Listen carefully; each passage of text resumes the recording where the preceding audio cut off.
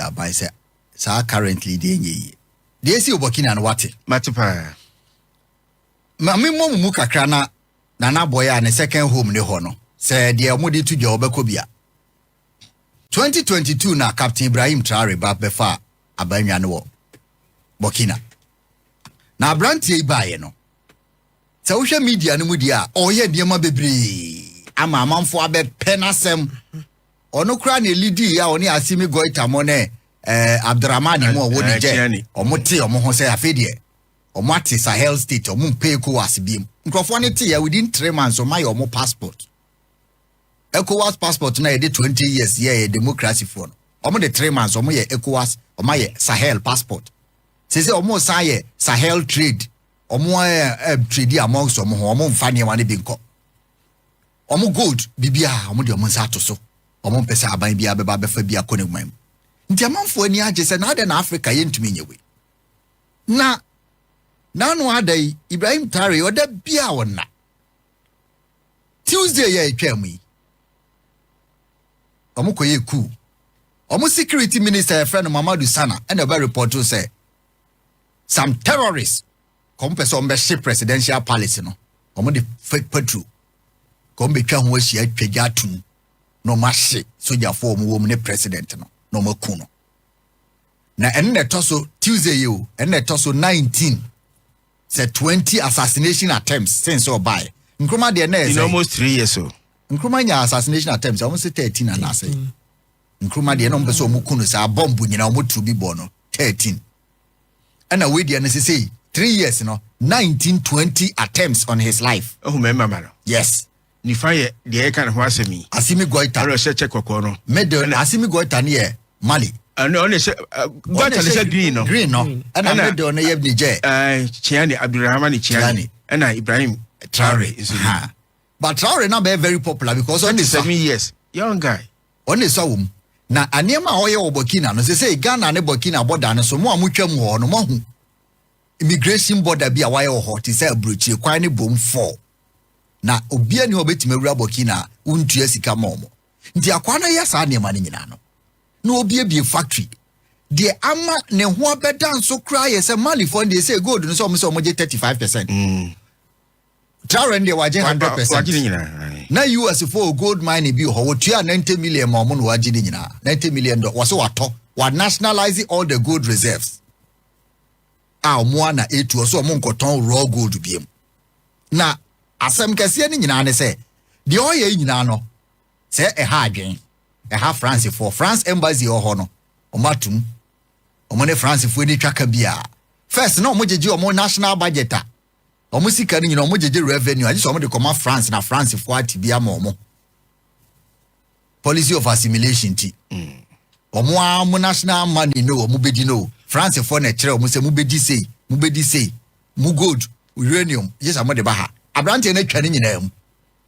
na ba bia na omo import niema power US force Burkina Faso omo fa ndi agro omo credit free US wa ban se omo nkra force biem free US omo abe omo ntade nti school nkra ntade omo hye nyina no omo pretty no ofie Burkina Faso companies na brante dia no odi bai afedie ku na eba na ano no nkrofo na omo beye no yesi e pamo omo a yekochi omo omo wura Côte d'Ivoire Ivory Coast na yesi no yesi current soldier for no mudi na chi no na former ones no makabom nti se nkrofo na mudi na chi ni nyina e bi fa ne ho plan mpese omotu no na 2019 attempts de ne so ma try na akwa no yeso ko mfre ne gandango se Burkina so de aduru abe no nti jese bia watu ne na achi se okọ Hanoi de se kwa me nkromanza no moyi no bakankan nyame no hye ne ho wonam kra wutimi chia no ne nsam nyina aduru ititare ho omonya no ne de afi de America for ababonte da before say America for bebabonte no nano ye one ye who said demonstration be started of France Burkina for mote France say omo president no mo mpe no na bosha wo de share omo no wani so no mo say na mo kra mu ni mu ha ti bosha be ne asem a ye ni so krofo ne de mo mame France protest no pictures omo so omo mpe no omo ye demonstration na soja for no be free omo say omo mra omo amu ho nanka ni omumeye na yente. I like that. Soja for no to nkra ma omo say oh say o man ye chechire timumra na dabi we ye Burkina de France de na just a picture meba omo say mumra na mo mfa mo ebo friend say Madisre de no meto abai na nim ti protest no kam me o Gadugu na mo men soja barracks no ho ana ye ne mu ni nkobo kakra aha omo ni mo hwe buti ni ya otimi say o makotena ho ache kakra and no macho Ibrahim Traoré or dictator. We don't want him. Sa say ABC wo Gaddafi time. Sagana ABC. Libya. Omo ti US. Omo ye demonstrations. Omo pe Gaddafi. Kromo for no son kasai. Afisa. Enti nkrofo ye ko protest na ne so antrende. Te say de nke wo say ye no. Na omo nya counter protest o Burkina ho. Omo ti mamu ho ne say Samu of France na mo hu say ya share ebo na ye ni so amomra ha na ye hu boshe no timuntimi ntina ho hu ti Burkina fo ne ye massive protest eno so ankoyi ntutimi sa akoa no krom ho fo ne tan na chipa na de atwa wo ye na wotwe ya mu no ku no esiwie ye no US omo army general soldier pani wo US na ne di Langley Michael Langley oye tuntumo pacho na da so yi ono ye nua tuntum wo hwe ne body akwa no tim se soja no wadi akoda nim post no kosro General Langley papa ine da ho no no ni US top politicians no ma frɛ na koshia Minister of Security ne hwan no asem akwaka che omo ne say the next country also mo invade ye Burkina patcho video no ye live adan ya wo say gold reserves na e wo say boa oman mu hofo no Ibrahim Traoré nkoade enriche ne ho what they enriche ne ho ye benya nipa bibini a ye yusu bibini and omo say papa ne toto na no say o my investigation patro ni o brief o mo life say gold reserves na e wo Burkina no makoye investigation who say Ibrahim Traoré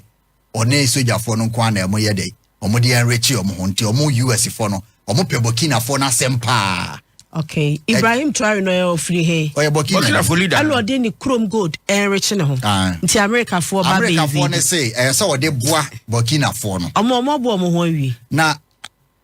o de asem yin na bibo. Say no, yentimi nka asem we nya because ye ne omu nyina ye ebo hye. Sure. Na sachu Burkina for no say America for da be no mo pay asem say. Mo do ya ni enim. Because ye gold yi mo be fa mo na mo de ko. Na mate kakra bia bre na papa iba no mo gold refinery na Traoré ko ho no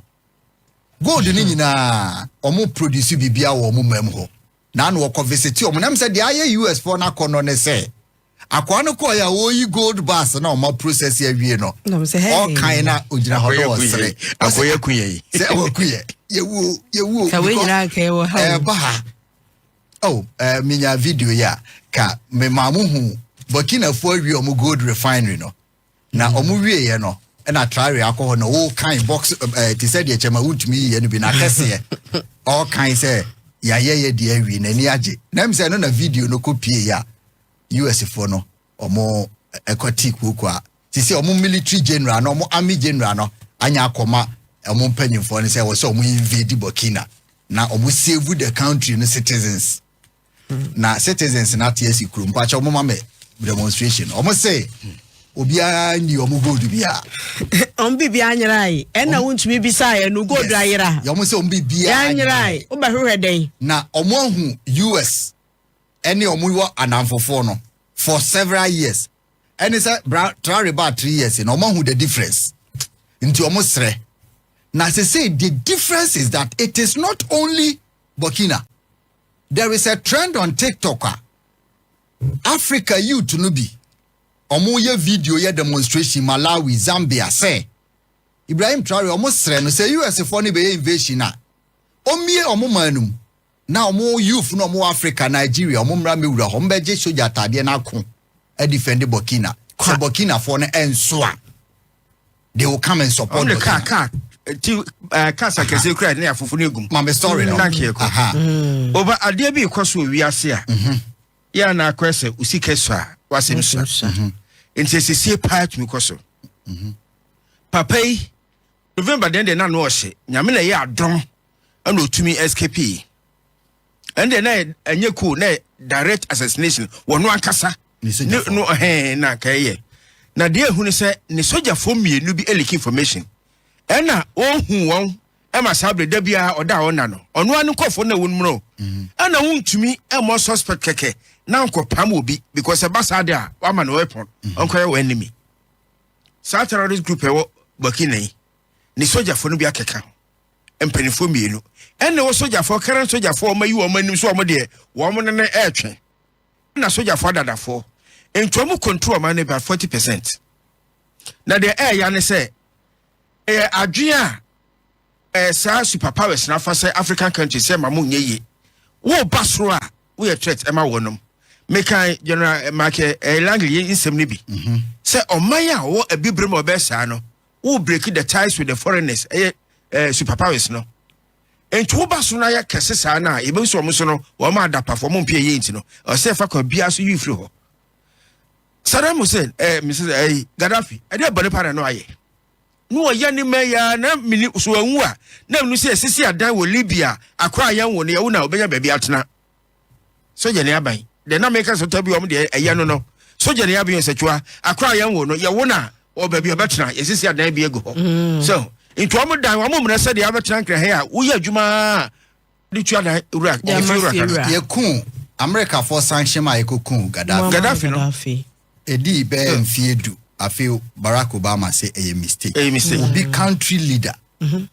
But he anyane she say was the biggest regret no. But he see Libya. Because Obi leader wakunu no just a mistake and that is it. Entina me ka say ye be ye bibini boni a ye yusu ni nua bibini. Barack Obama na ye de no ba Africa man ba be di say humanity aye. Enti say yes ya ba betena say de omo aken ya say ye de ano keke na aka. Omo ni abre. Omo ni abre a enche bia omo beba Mali Burkina Faso so nti ye betena say a na ho nso omo ba na omo ba be wira ho. I believe say it's about time. Ma tie twa mu ye 1 year.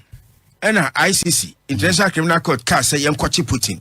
ebesine why na kwachi no ebesine 1 year pa home abuso mienu o sese ebeguso ye hu se be ma bi aka no African leader koma so na to mutu am no bi aka sansem hu we yemkwachi papa we yenye yenyini firi ho omu ka se ye be eliminate anya se akwacho president ye ku ye maayira na obi antumi nka hwencha America fo obi abon humodin say mu company ho no wa be stop mu nti hwe Ghana tama oil refinery na nsem no mo sase revive bio enfia be say na enye adwuma bio enso abrante ya ba me no mo refinery so waye god de no ma ye wo mo yeso me se bo humodin no na eya me ya se na enya leaders wo be kwa akokun bia na o metu me mu anu fo me de me pani nti metu fo me wo se e basa na wa cho any video no ne pa cho mo Facebook amon hwe omo first production of refined gold yan ye tu ye de na abrofo na ebeje komaye gold box so na si ho no na omo refine awie mo de abekire mampanyi na we na mso koyi ya krofo no kuku apai no France forces so ma so omo independence no partial yes omo independence bibia sika bia be kwa mo famra na nyam sei eno break ties ni na empo street a ye de France for mampanyi di atoso no wo change street na de France mampanyi di beto Côte d'Ivoire friend say Burkina kwan so na Burkina leaders wo ho so na Burkina for soja for 3 men to amase uni se Thomas Sankara Blas Campori kochna Thomas Sankara papa nchen emo hwe no hwe ni school odinyi oba soja ma on be true Thomas Sankara setem bia ye de be fa obi oben wo so ha de e question de papa no boy no boy o ya hwe on be yi no anja ya hwe on be yi no so US and France and aka bom na US and France say ye interest o Burkina ho na ye didi ho na ye bibia wo Donald Trump de wo de Trump atoto nkofo no wo pese obo my ho ban wo ye economy ye wo bi de ekose no se akwane ni da so na Russia ayaka Mohammed Sana aka security minister no aka se Russia akwane obi omno di nkoma ya ekoye ena nkikise ho so kire se sa Prigozhin na no ogade Putin na owu ye no ebi kura se Putin na ye ni firi ho no wana group no on benya base Burkina nya na nanado nko keka beka yi say Ghana fo ntire do ma bet Ghana fo ben Russia be ye Ghana dey wona e wibi ye Burkina ntina no mo bo no mba tena esoro ho one group ni be no mo echeni enkofo ne ade kakrakra ti Russia kwa no mo need so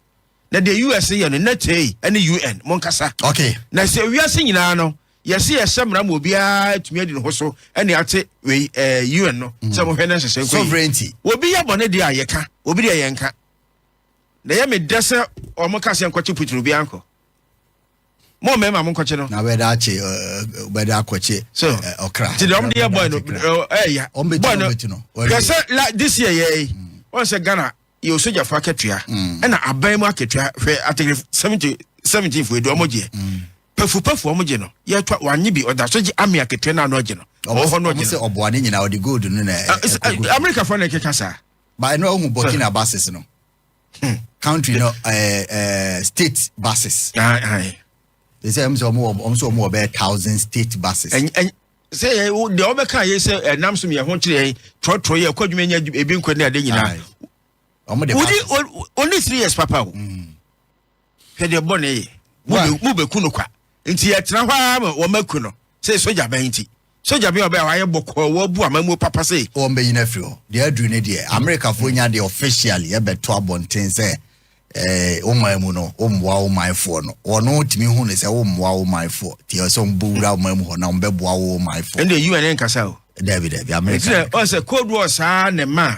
there was a time Saddick na GhPage and on Castro omo fa nyonko America for said there be wo Castro Russia GhPage Russia for who into oban Cuba or back Cuba ha obetumi abisini military base wa ha wa ben yen America for missiles bibia betumi asi ntiempene obi no bi fa nyonko no mampene ana NATO nso nka 2024 year atwa mu yi ana nka Ukraine ekojo ne NATO ana uja fese ono nso mpene ani asem ni nyina ne kase anu no media nya se bia me epoda yentem land boundary say share say any Togo for years ye ana Gazprom ewiase nyina ba bi produce gas kese pasa company enka Russia for dia ba omubom ntino efa edi Ukraine na me ma me fa no nyonko na baji Gazprom so boso uni gold kura wanya gold reserves unto oil eso nya reserves na no obi aje aboso no obi aje aboso nti say Putin ni anya den nti na won say da so be say Ukraine no and kwadi 2 days be say na mom no diplomatic obi nti eno Ukraine sa because say enkabom nya da US say about 51 states you benya United Arab Emirates hwa yeden United Kingdom hwa na team and the USSR dem team well na GhPage say bo agiminti na nyansane aba we be ma koche no Burkina ni de obeko onko no kwa de besi wias na ehu pe onim Russia fa koye allies sachiwa de amoba mo bre wa adwuma mu no basis we obo de fa Ghana e say state basis ni wonam krom ha obenya bi atena won say over 1,000 Burkina e say no o minor e wo no mo dodo e say ena o mo 1,000 na kire say baby a wonam bia obenya bi na we soja abai wo ekose pa no wantima repair akando mpo na maso na they say all hail Akando oh boy no obana so me pacho asmo kan say chopper na no oni is a trophy share o ka say omo koy adwuma na moye den a menemu a moye den a say o akwantum o abrochire na opese o send sika ko momo number so e wo Ghana anase opese o send sika eko bank account bi so e wo Ghana medefo mamen kan for lemfi emao the enti American for lemfi amount nyina ne say o pay money transfer o more exchange rate e was kese pa e lemfi na ni gisem crack kese ne say wo Europe now we have first transfer with 50 euros amount 20 euros cashback and wo UK now your first £50 transfer amount £10 cashback or Canada any Americans now you $100 first transfer amount $20 cashback. Nemum answer na benya cashback no. Mema remfi say ube use Bonah BONAH as the referral code. Biemu so se wa America na ope se o shipping nyoma e free Washington DC, Maryland, and Virginia. O diane Box Oak Logistics. Omu ye door to door shipping company. Medofo Fre Box Oak says ya o fro ma when imra so no mu gina waboboa no o ma be box nyoma ne kama. Na omo dia call Ghana asumdwe mama omo so eni December akọ account ne say wo fro ma ka kire say enam the Bonah show so na o te omo nka almost print na ombecho 10% discount. Near chat woni say o ko Ghana akodi udwuma bia na sabi udru Ghana abeko Kumasi na udru Kumasi obepe baabi adam asomadwo obepe baabi a 100% security 100% CCTV cameras air condition chese ope baabi adam asomadwo wa obe sorry with my ye waduane live to say sabi uti ufie papa bi ma frɛ Pcash Properties and I say call www.pcashproperties.com.